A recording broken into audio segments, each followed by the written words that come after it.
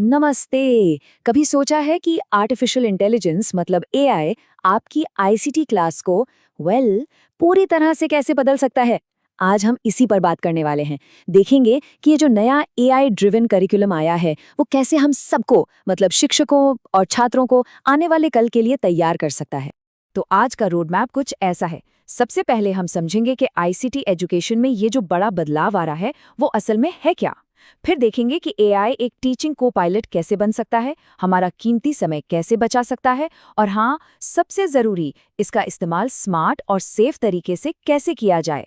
और आखिर में हम ये सब जोड़कर देखेंगे कि आईसीटी के भविष्य को लीड करने में ये कैसे मदद करता है। तो चलिए सीधे मुद्दे पर आते हैं। देखिए, आईसीटी एजुकेशन में ना एक बहुत बड़ा एक फंडामेंटल चेंज आ रहा है। अब हम सिर्फ डेटा एंट्री और बेसिक टूल्स सिखाने के पुराने तरीकों से बहुत आगे निकल रहे हैं। हम एक ऐसी दुनिया में कदम रख रहे हैं जहां कंप्यूटेशनल थिंकिंग और इनोवेशन ही सब कुछ है। जैसा कि यहाँ दिख रहा है, फोकस पूरी तरह से बदल रहा है। अब करिकुलम सिर्फ रूटीन काम सिखाने के बारे में नहीं है, बल्कि ये क्रिटिकल कंप्यूटेशनल थिंकिंग को बढ़ावा दे रहा है। मतलब छात्रों को ये सिखाना कि बड़ी प्रॉब्लम्स को छोटे मैनेजेबल हिस्सों में कैसे तोड़ा जाए, पैटर्न्स कैसे पहचाने जाएं और फिर उनका सॉल्यूशन कैसे डिजाइन किया जाए। और ये वो स्किल्स हैं जो हर फील्ड में काम आती हैं, है ना? और हाँ, ये बदलाव क्लास 3 से लेकर 12 तक के लिए है। और इस बदलाव का असली मकसद क्या है? छात्रों को टेक्नोलॉजी का सिर्फ यूजर नहीं बल्कि क्रिएटर बनाना। सोचिए, अब छात्र सिर्फ एक ऐप इस्तेमाल नहीं करेंगे, बल्कि एआई की मदद से अपना खुद का ऐप बनाने के लिए इंस्पायर्ड होंगे। वो पैसिव कंज्यूमर्स से एक्टिव प्रोड्यूसर्स बनेंगे। ये है असली शिफ्ट। ठीक है, तो अब देखते हैं कि एआई क्लासरूम में एक पावरफुल को पायलट की तरह कैसे काम कर सकता है, खासकर कोड 430 जैसे सब्जेक्ट्स के लिए, जो सीबीएसई के आईसीटी करिकुलम का एक बहुत ही इंपॉर्टेंट हिस्सा है। एआई का रोल समझने के लिए ये फ्लाइट सिमुलेटर वाली एनालॉजी कमाल की है। सोचिए, जैसे एक पायलट असली प्लेन उड़ाने से पहले सिमुलेटर पर घंटों प्रैक्टिस करता है, ठीक वैसे ही छात्र एआई के साथ कोडिंग और डेटा एनालिसिस की प्रैक्टिस कर सकते हैं रियल वर्ल्ड प्रोजेक्ट्स पर काम करने से पहले। ये उन्हें बिना किसी रिस्क के अपने स्किल्स को परफेक्ट करने का मौका देता है। जरा इमेजिन कीजिए, एक स्टूडेंट को डेटाबेस से कोई जानकारी निकालनी है और वो कहीं अटक गया। अब वो एआई से एक असिस्टेंट की तरह पूछ सकता है कि मुझे उन सभी कस्टमर्स को खोजने के लिए एसक्यूएल क्वेरी कैसे लिखनी है जिन्होंने पिछले महीने में खरीदारी की है। और एआई क्या करेगा? वो सिर्फ सही क्वेरी नहीं देगा, बल्कि उसके पीछे का लॉजिक भी समझाएगा। कितना हेल्पफुल है। और बिल्कुल इसी तरह जब स्टूडेंट्स कॉम्प्लेक्स स्प्रेडशीट्स पर काम कर रहे हों, तो एआई एक लो कोड असिस्टेंट की तरह काम कर सकता है। मतलब छात्रों को कोड की हर एक लाइन खुद से लिखने की जरूरत नहीं है। वो बस एआई को बता सकते हैं कि उन्हें क्या चाहिए, और एआई उन्हें स्टार्ट करने के लिए एक स्क्रिप्ट का ढांचा दे देगा। इससे काम भी तेजी से होता है और उन्हें कोड का स्ट्रक्चर भी बेहतर समझ आता है। और सबसे जरूरी बात, एआई हर छात्र को उसकी जरूरत के हिसाब से सीखने में मदद करता है। इसे कहते हैं डिफरेंशिएटेड लर्निंग। मान लीजिए कोई स्टूडेंट आईपी प्रोटोकॉल जैसे मुश्किल कॉन्सेप्ट को नहीं समझ पा रहा, तो एआई क्या करेगा? वो उस कॉन्सेप्ट को आसान भाषा में समझाएगा, कई सारे एग्जाम्पल्स देगा और स्टूडेंट के अंडरस्टैंडिंग चेक करने के लिए पर्सनलाइज्ड प्रैक्टिस क्वेश्चंस भी बना सकता है। चलिए, अब बात करते हैं हम शिक्षकों की। एआई हमारे लिए कैसे फायदेमंद है? खास तौर पे जेनरेटिव एआई हमारी प्रोडक्टिविटी को कैसे बूस्ट कर सकता है। जरा सोचिए, अगर कुछ ही मिनटों में एक पूरी लेसन प्लान, एक क्विज और सिलेबस की आउटलाइन तैयार हो जाए, तो टीचिंग और स्टूडेंट्स पे फोकस करने के लिए कितना ज्यादा समय मिलेगा, है ना? ये वाकई एक गेम चेंजर है। कुछ स्टडीज बताती हैं कि शिक्षक हर हफ्ते 7 घंटे तक बचा सकते हैं। ये वो कीमती समय है जिससे स्टूडेंट्स के साथ वन ऑन वन मेंटरिंग, नए प्रोजेक्ट्स बनाने या फिर अपनी प्रोफेशनल डेवलपमेंट पर खर्च किया जा सकता है। तो सवाल ये है कि ये समय बचता कैसे है? जैसा कि यहाँ दिख रहा है, ये 3 मेन एरियाज को ऑटोमेट करके होता है। पहला, लेसन प्लानिंग, मतलब ऑब्जेक्टिव्स और एक्टिविटीज के साथ पूरी प्लान्स बनाना। दूसरा, क्विज क्रिएशन, फटाफट अलग अलग तरह के सवालों के साथ क्विज तैयार करना। और तीसरा, सिलेबस आउटलाइनिंग, करिकुलम स्टैंडर्ड्स के हिसाब से एक स्ट्रक्चर्ड सिलेबस डिजाइन करना। अब जरा इस सैम्पल प्रॉम्प्ट को देखिए। ये इतना इफेक्टिव क्यों है? क्योंकि बिल्कुल क्लियर है। ये एआई को बताता है कि उसे क्या रोल निभाना है। ग्रेड 10 आईटी टीचर, काम क्या है? 5 क्वेश्चन मल्टीपल चॉइस क्विज।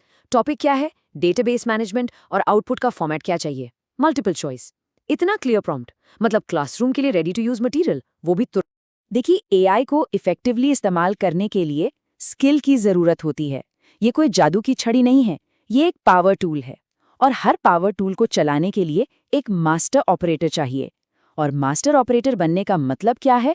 इसका मतलब है ये जानना कि सही सवाल कैसे पूछें, एआई से मिले जवाबों को क्रिटिकली इवैल्यूएट कैसे करें, और ये कैसे पहचानें कि एआई कहाँ गलतियां कर रहा है। ये पावर टूल वाली एनालॉजी यहाँ बिल्कुल फिट बैठती है।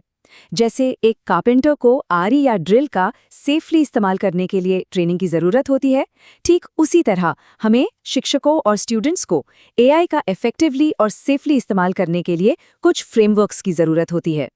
तो इस टूल में मास्टरी हासिल करने के लिए चलिए सबसे पहले CREAT फ्रेमवर्क को समझते हैं। ये एक मेथड है जिससे हम एआई से बिल्कुल वैसा ही रिजल्ट पा सकते हैं जैसा हम चाहते हैं। तो CREATE का मतलब क्या है?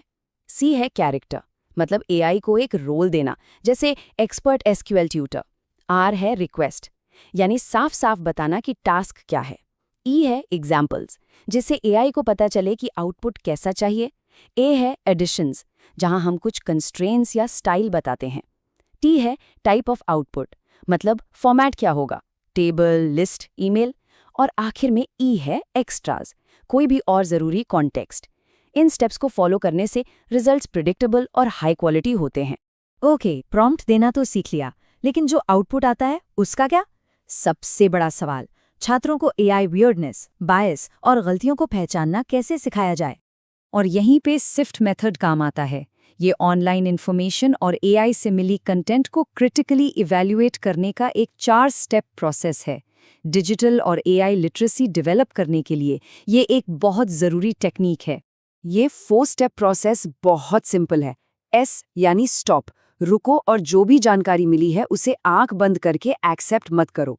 I यानी इन्वेस्टिगेट, सोर्स को चेक करो, उसकी एक्सपर्टीज को देखो। F यानी फाइंड बेटर कवरेज, देखो क्या दूसरे ट्रस्टेड सोर्सेज भी यही कह रहे हैं। और T यानी ट्रेस, क्लेम्स, कोट्स, मीडिया को उनके ओरिजिनल कॉन्टेक्स्ट तक ट्रेस करो। ये 4 सिंपल स्टेप्स स्टूडेंट्स को एम्पावर करते हैं ताकि वो इन्फॉर्मेशन को वेरीफाई कर सके। तो चलिए अब सब कुछ एक साथ लाते हैं, संक्षेप में समझते हैं कि ये जो नया अप्रोच है, ये ICT एजुकेशन के फ्यूचर को कैसे शेप कर रहा है। तो की टेकअवेज क्या हैं? पहली बात, एआई टीचिंग को क्लरिकल टास्क से उठाकर हायर ऑर्डर थिंकिंग पर फोकस करने में मदद करता है। दूसरी, एआई एक ड्यूअल यूज टूल है, स्टूडेंट्स के लिए एक फ्लाइट सिमुलेटर और टीचर्स के लिए एक पर्सनल असिस्टेंट। तीसरी बात, इसका इफेक्टिव और एथिकल इस्तेमाल करने के लिए स्किल यानी CREAT की फ्रेमवर्क और क्रिटिकल स्केप्टिसिज्म यानी सिफ्ट मेथड दोनों की जरूरत है। और सबसे आखिर में हमारा अल्टीमेट गोल क्या है? छात्रों को एक्टिव क्रिएटर्स बनाना, सिर्फ कंज्यूमर्स नहीं। और अंत में एक विशेष धन्यवाद DAV public school Bihar zone E के मास्टर ट्रेनर श्री ज्ञानेंद्र वर्मा जी को एआई इंटीग्रेशन के जरिए ICT एजुकेटर्स को एम्पावर करने में उनके लीडरशिप के लिए। उनके काम ने इस पूरी चर्चा को काफ़ी इंस्पायर किया है। और हम इस चर्चा को एक सवाल के साथ खत्म करेंगे, जिस पर आप सब सोच सकते हैं। जब इन एआई टूल्स और फ्रेमवर्क्स को क्लासरूम में इंटीग्रेट किया जाएगा, तो अगले सेमेस्टर में क्लास की डायनामिक, स्टूडेंट एंगेजमेंट और सीखने के तरीकों में क्या बदलाव आएगा?